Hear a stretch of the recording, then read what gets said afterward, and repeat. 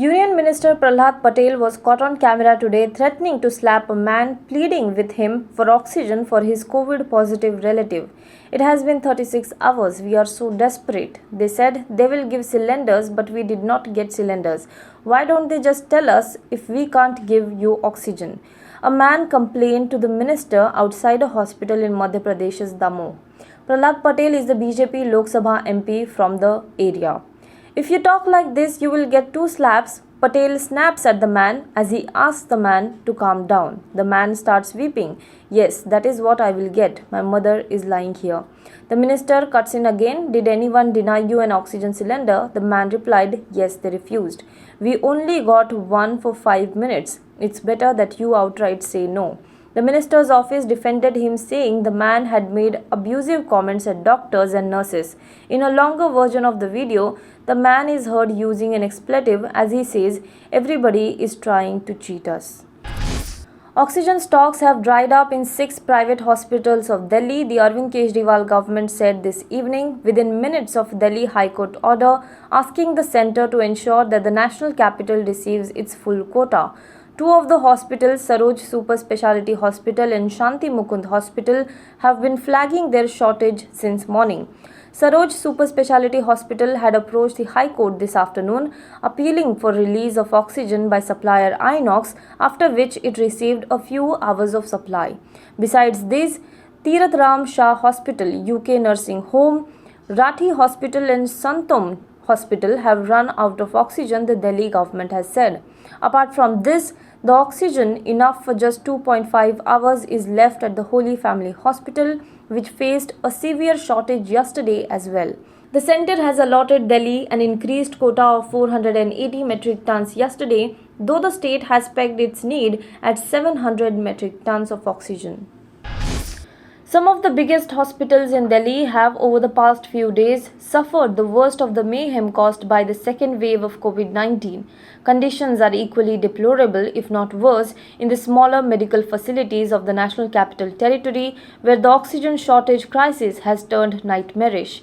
So much so that one distraught senior doctor today broke down on camera while talking about his patients' precarious situation and having to discharge many of them out of turn. We as doctors, as a hospital, we are supposed to give them life. If we cannot give them even oxygen, what is the situation? Patients will die. Dr. Sunil Sagar, CEO of Shanti Mukund Hospital in New Delhi, told to ANI. We are hardly left with any oxygen. Whatever cylinders are there, we are trying to put them on ICU beds, he told. He said that the stocks left with the hospital may last only 2 hours at the most, and there were some 110 patients on oxygen. This includes those being for admitted cancer and cardiac problems apart from the COVID-19 cases. The Emirates airline will suspend flights between Dubai and India for 10 days from Sunday amid the deadly surge in COVID-19 cases in India. The move by the Gulf nations airline to stop flights comes days after Britain imposed its strictest travel curbs on India and after Prime Minister Boris Johnson called off a trip to New Delhi. France has said it will also impose a 10-day quarantine for travellers arriving from India. The United Arab Emirates announced on Wednesday it had given nearly 10 million vaccine doses, equal to 1 for every resident, after warning that those who remained unvaccinated would face restrictions on their movement. The UAE has mounted an energetic coronavirus vaccination campaign for its citizens as well as the foreigners who make up the majority of the population.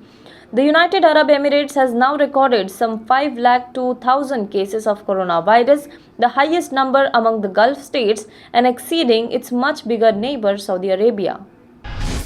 Prime Minister Narendra Modi on Thursday cancelled his election rallies scheduled for April 23rd in West Bengal as the COVID-19 cases in the country rise alarmingly. He will chair a high-level meeting to review the current coronavirus situation across the nation. PM Modi was scheduled to address 4 rallies across 4 districts and 56 assembly constituencies, a statement issued by West Bengal BJP chief Dilip Ghosh said.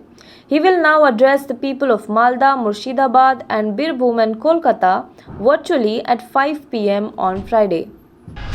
Now be the first to know about the latest updates on our new news app.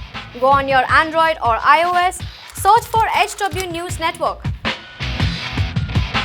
Download our app Choose the language you prefer to get updates in and be up to date with the latest news.